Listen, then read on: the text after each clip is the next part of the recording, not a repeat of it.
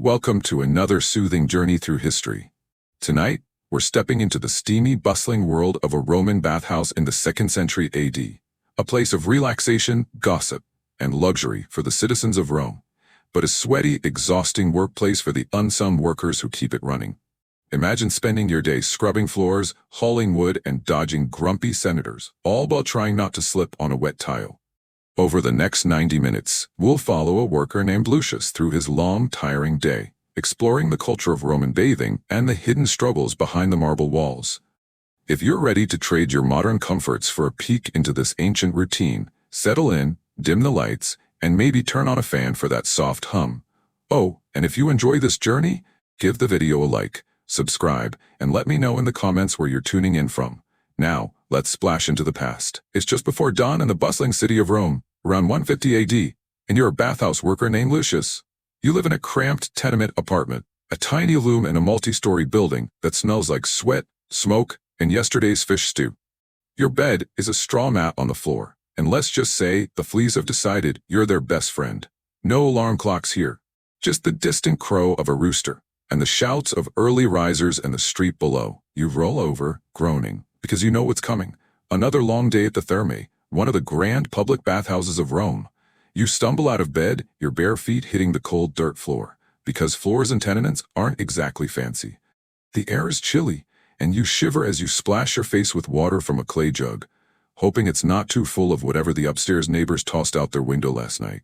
Breakfast is a simple affair, a stale chunk of bread and a few olives, which you eat while shooing away a rat that's eyeing your meal like it's a 5-star feast. You pull on your tunic, a rough linen thing that's seen better days, and a pair of worn sandals. You're not winning any fashion awards, but at least you're not barefoot in a city where the streets are a mix of mud, horse dung, and mystery liquids. As you step outside, the city is already waking up. Bakers are shouting about their fresh bread, merchants are hauling carts to the market, and a group of kids runs by chasing a stray dog. You weave through the narrow, crowded streets toward the bathhouse, a massive building with marble columns and steam rising from its roof. It's the Baths of Trajan, a sprawling complex that can hold thousands of bathers at once, a place of relaxation for the wealthy, but for you, it's just another day of scrubbing, hauling, and sweating. You arrive at the bathhouse just as the first rays of sunlight hit the marble columns. The Thermae is already buzzing with activity. Other workers are rushing around, and the head overseer, a grumpy man named Gaius, is barking orders like he's commanding an army. Your first task of the day is to keep the fires burning in the hypocaust system, the underfloor heating that makes the bathhouse so luxurious. Underneath the floors are a maze of tunnels where fires heat the air, warming the rooms above and the water in the pools. It's a genius system, but it's also a sweaty, smoky nightmare to maintain. You head down to the furnace room, a dark, hot space that smells like charcoal and sweat. The air is thick with smoke, and you can barely see through the haze. Chimneys aren't exactly a thing yet, so the smoke just lingers like an unwanted guest. You grab a bundle of wood from the pile, your arms aching already, and toss it into the roaring fire. The flames leap up, and you shield your face from the heat, wondering if you'll ever get used to feeling like a roast pig. Another worker, a skinny teenager named Titus, drops a log on his foot and hops around, cursing in a way that would make a sailor blush. You can't help but chuckle. Misery loves company after all. Keeping the fires going is a never-ending task. The bathhouse has to stay warm all day, from the frigidarium, the cold room, to the caldarium, the hot room. And if the fires die down, the bathers will complain, loudly. You spend hours hauling wood, stoking the flames, and sweeping ash, all while trying not to pass out from the heat. Gaius pokes his head in every so often, shouting, "Faster, Lucius, the senators are coming at noon. And they'll have my head, if the water's not scalding." You mutter under your breath that he's welcome to stoke the fires himself, but you keep working. After all, you need this job. Your wages, a few bronze coins a day, are just enough to keep you fed and housed. By mid-morning, the fires are roaring, and the bathhouse is ready for its first wave of visitors, but before the doors open, you've got another job, cleaning. The bathhouse is a marvel of engineering, marble floors, mosaic walls, and steaming pools, but it's also a mess. Last night's bathers left behind a trail of oil, food scraps, and who knows what else. You grab a wooden bucket and a stiff brush, muttering to yourself that this is the least glamorous job in Rome. You start in the caldarium, the hottest room, where the steam is so thick You can barely see your own hands. The floor is slick with olive oil. Romans use it to clean themselves, scraping it off with a curved tool called a strigil. But they're not exactly tidy about it.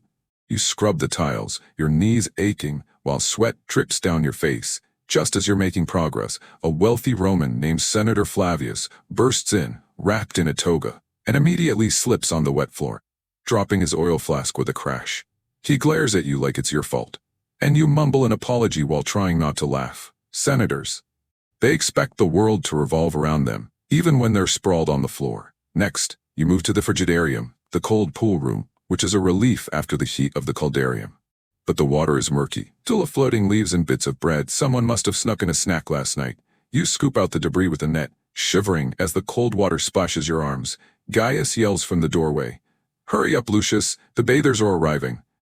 You sigh, wondering if Gaius has ever scrubbed a floor in his life. Cleaning isn't just about looks. It's about keeping the bathhouse running. If the pools get too dirty, diseases like dysentery can spread, and nobody wants to be known as the bathhouse that gave half the city a stomachache. By noon, the bathhouse is packed. Merchants, soldiers, senators, and even a few wealthy women fill the rooms, their voices echoing off the marble walls. The bathhouse isn't just a place to get clean. It's the social hub of Rome. People come to relax, gossip, and make deals, all while soaking in the warm water or sweating in the steam rooms. For you, though, it's the busiest part of the day. Your job now is to serve the bathers, running back and forth with trays of olive oil, strigils, and jugs of water. Senator Flavius, still grumpy from this fall, demands hotter water in the caldarium. So, you rush to tell the furnace workers to stoke the fires even more. A merchant named Marcus wants a massage. But the masseur is busy, so you have to fetch more oil from the storage room, dodging bathers who are slipping on the wet floors like it's an Olympic sport. You hear snippets of gossip as you move through the rooms. "Did you hear Senator Flavius lost a fortune betting on the chariot races?" one woman whispers. "I heard he's bribing the governor to get it back," her friend replies. You smirk to yourself. Bathhouses are better than taverns for the juiciest rumors. But serving bathers isn't all fun and gossip. Some of them treat you like you're invisible, tossing their dirty towels at you without a word. Others are outright rude, like the young patrician who snaps his fingers and calls you boy, even though you're probably older than him. You grit your teeth and keep going, because a single complaint to Gaius could cost you your job. By the time the afternoon rolls around, your tunic is soaked with sweat and water, your feet ache, and you're dreaming of a quiet moment to eat your lunch, a dry piece of bread and some watered-down wine. As the day stretches into late afternoon, you take a rare moment to catch your breath and watch the bathers. Bathhouses like the Baths of Trajan aren't just about getting clean. They're the heart of Roman social life. For a few bronze coins, anyone can enter, from wealthy senators to humble shopkeepers. It's one of the few places where social classes mix, though the rich still get the best spots in the caldarium. The bathing process is a ritual. First, bathers head to the apoditarium, the changing room, to strip off their clothes and leave them on stone benches. You've seen more than one bather forget where they parked their toga, wandering around in a towel, looking confused. Then they move to the tepidarium, the warm room, to ease into the heat before diving into the caldarium for a hot soak. They rub olive oil on their skin, then scrape it off with a strigil, leaving behind dirt, sweat, and oil, which you'll have to clean up later. Finally, they cool off in the frigidarium, splashing in the cold pool and chatting about politics. Gladiator fights were the latest scandal. Bathhouses are also a place for leisure. Some bathers play dice or board games. Others read scrolls. Yes, Romans bring books to the bath, because why not?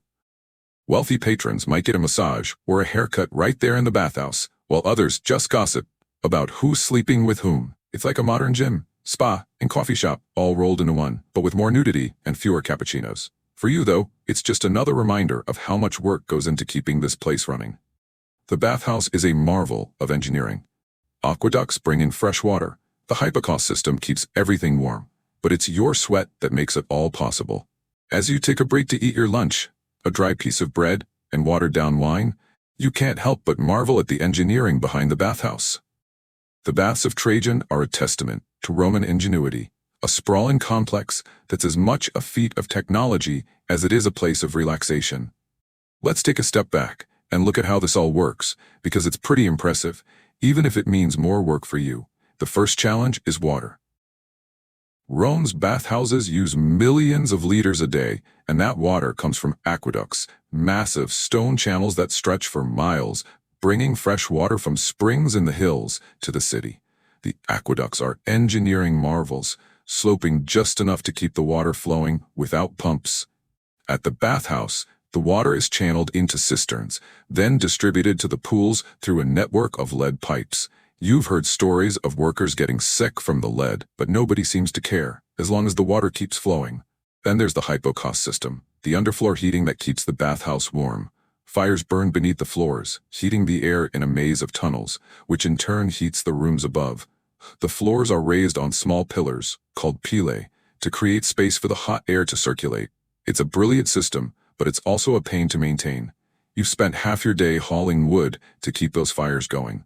And the smoke is so thick, you're starting to think you might be part chimney by now. The hot water for the pools is heated in massive bronze boilers, fueled by the same fires, and piped into the caldarium for bathers to enjoy. The bathhouse is a marvel, but it's also a reminder of the divide between you and the bathers. They get to enjoy the luxury of hot water and warm floors, while you're stuck in the smoky underbelly, making sure it all works. Still, there's a small sense of pride in knowing you're part of something so grand, even if you'd rather be soaking in the pools than cleaning them. As the afternoon turns into evening, the bathhouse becomes a hotbed of politics and intrigue. The thermae isn't just a place to bathe. It's where deals are made, alliances are formed, and secrets are whispered over the sound of splashing water. You've learned to keep your ears open while you work, because the bathhouse gossip is often more valuable than your wages. In the tepidarium you spot two senators, Flavius and his rival Senator Decimus, sitting close together, their voices low. They're wrapped in togas, but their faces are tense as they whisper about a plot to undermine the governor. "If we bribe the right people, he'll be out by next month," Flavius mutters, glancing around to make sure no one's listening. Decimus nods, adding, "And we'll make sure our man takes his place." You pretend not to hear as you carry a jug of water past them, but you can't help smirking. Politics in Rome is dirtier than the frigidarium pool after a busy day. The bathhouse is a perfect place for scheming. It's one of the few places where senators, merchants, and even soldiers can meet without drawing suspicion. The steam and noise provide a natural cover for whispered conversations, and the relaxed atmosphere makes people let their guard down. You've heard all sorts of secrets over the years, bribes, affairs, even whispers of rebellion against the emperor. Not that you'd ever tell anyone. Gaius would have your head if you got caught spreading rumors. But it's hard not to listen when the stakes are so high. Sometimes the intrigue spills over into your work. A centurion might demand you fetch him a strigil faster so he can overhear a rival's conversation. Or a merchant might slip you a coin to, accidentally, spill water on someone he doesn't like. You've learned to navigate these situations carefully. After all, you're just a worker, and getting caught in the middle of a political plot could land you in serious trouble. For now, you keep your head down and your ears open, wondering what other secrets the bathhouse will reveal before the day is done. As the sun begins to set, the bathhouse enters its busiest time, the evening rush. This is when the workers who've been toiling all day come to unwind, along with a rowdier crowd looking to drink and socialize. The air is thick with steam and the smell of wine, and the noise level is deafening. Laughter, shouting, and the splash of water echo off the marble walls. You're running on fumes now, but there's no time to rest. A group of drunken merchants has taken over the caldarium, singing off-key and spilling wine everywhere. You rush over with a tray of towels trying to clean up the mess before Gaius notices, but one of them grabs your arm and slurs, "More wine, boy, and make it quick." You politely explain that you're not a waiter, but he's too drunk to care, so you fetch a jug of wine just to keep the peace. As you turn to leave, another bather, a soldier fresh from the frontier, accidentally knocks the jug out of your hands and it shatters on the floor. The merchants laugh, but Gaius glares at you from across the room, and you know you'll be paying for that jug out of your wages. The evening rush brings other challenges too. A pipe in the frigidarium springs a leak, flooding the floor, and you have to wade through cold water to fix it. All while bathers complain that their feet are getting wet. A fight breaks out in the tepidarium between two men arguing over a dice game, and you have to call the guards to break it up before they start throwing strigils. By the time the crowd starts to thin out, you're soaked, exhausted, and ready to collapse. But there's a small sense of satisfaction in surviving the chaos. Another day at the bathhouse, and you're still standing. By late evening, the bathhouse finally empties out.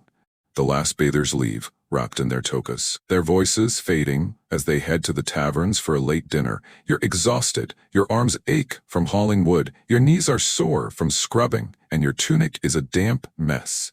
But there's a deep sense of relief as the chaos of the day gives way to quiet. You do a final sweep of the bathhouse, picking up stray sandals and wiping down the benches. Gaius counts the day's earnings, muttering to himself about how Senator Flavius tipped less than usual. He tosses you a few bronze coins, your wages for the day, and grumbles, "Good work, Lucius, don't be late tomorrow." You nod, too tired to reply, and head out into the cool evening air. The streets of Rome are quieter now, lit by flickering torches, and the smell of fresh bread wafts from a nearby bakery. You stop to buy a loaf with your earnings, savoring the warm crust as you walk home. Back in your tiny tenement room, you collapse onto your straw mat, the fleas greeting you like old friends. You're too tired to care. As you drift off, the sounds of the city, distant laughter, a barking dog, the clatter of a cart, fade into the background. You reflect on the day, the back-breaking work, the endless demands, the snippets of gossip that remind you Rome is a city of power and secrets. The bathhouse is a place of luxury for some, but for you, it's a place of survival. Still, there's a strange pride in knowing you helped keep this grand machine running, even if you'll never soak in its waters yourself. Another day at the bathhouse is done, and you've survived to do it all again tomorrow. And so, a day in the life of a Roman bathhouse worker comes to a close, leaving behind a legacy of sweat, steam, and survival in the heart of ancient Rome. If you're still awake after this 90-minute journey, I hope you've learned a bit about this ancient routine. If you're drifting off, let the warm waters of the Thermae carry you to dreamland. Thanks for joining me. Like, subscribe, and comment with your thoughts or what historical tale you'd like to hear next. Until then, sleep well, and may your dreams be as steamy as a Roman bathhouse.